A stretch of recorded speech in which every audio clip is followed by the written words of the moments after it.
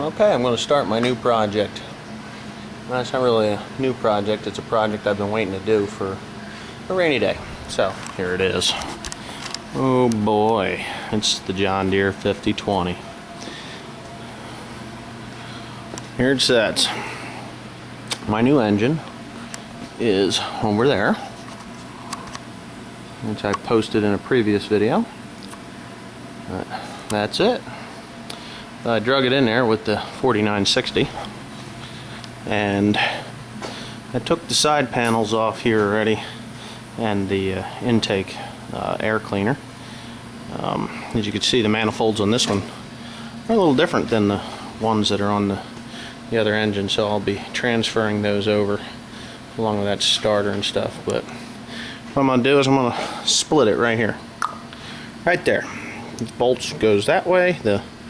Take the bolts out. The front end actually stays here. The rear end goes backwards.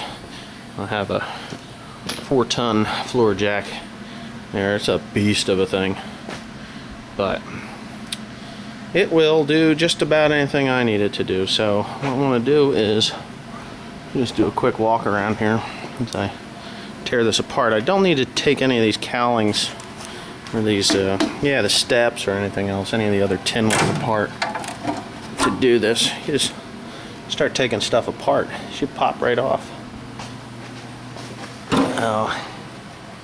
Anyway, it's just it's been raining now for 2 days. They said it was only supposed to be showers, but it's 2 days of rain. So I figure it's time to go ahead, bite the bullet. I ordered the gaskets from John Deere this morning.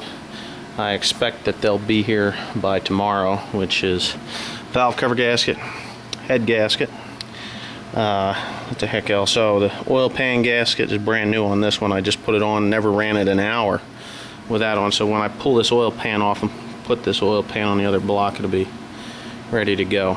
There's no gaskets that go with the injector pump or anything, or even with the pencil injectors. There's just a little O-ring that's in there, but that should be, they should be good. I'm not even going to take the injectors out. I'm just going to swap heads.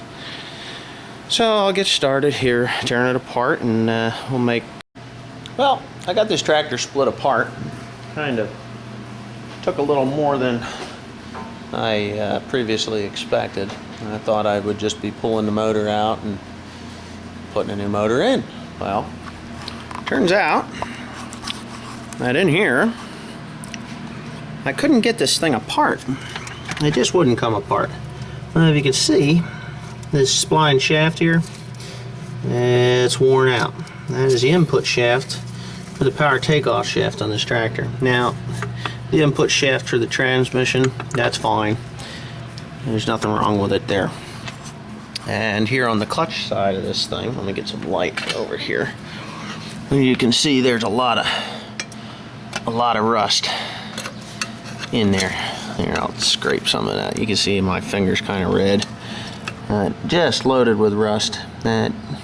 It's a dry clutch, and obviously I ran this tractor on the big square baler, kind of like that one, but it was an older model for many years. Yeah, it was an open tractor, and it sucked to do it, but it's what I did. So what I gotta do is I have to get, if I can get my light back out of there,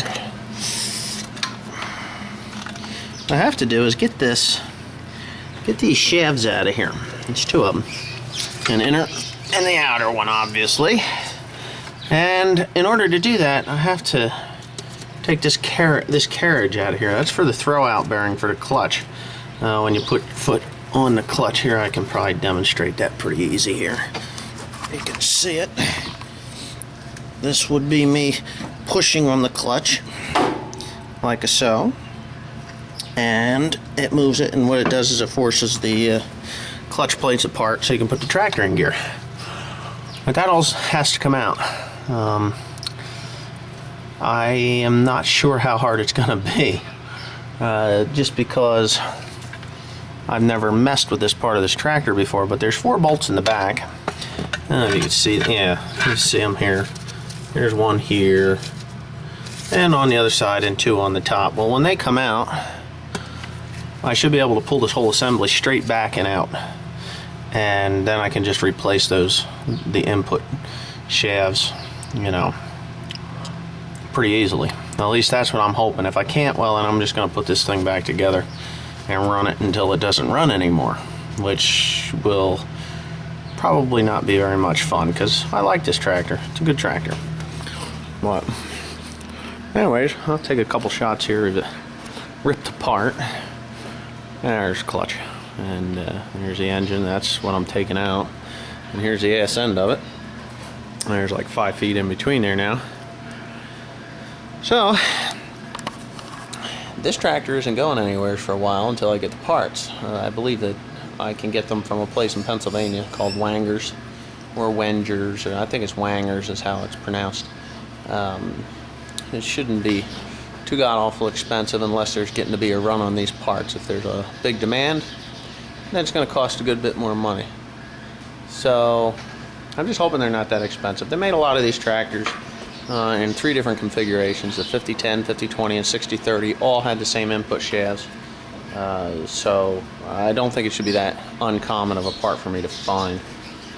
Well, anyhow, I'm going to start to take that carriage apart there, or that housing, and I'll take a couple of still shots there maybe of me getting it out if it comes out, and we'll post that also.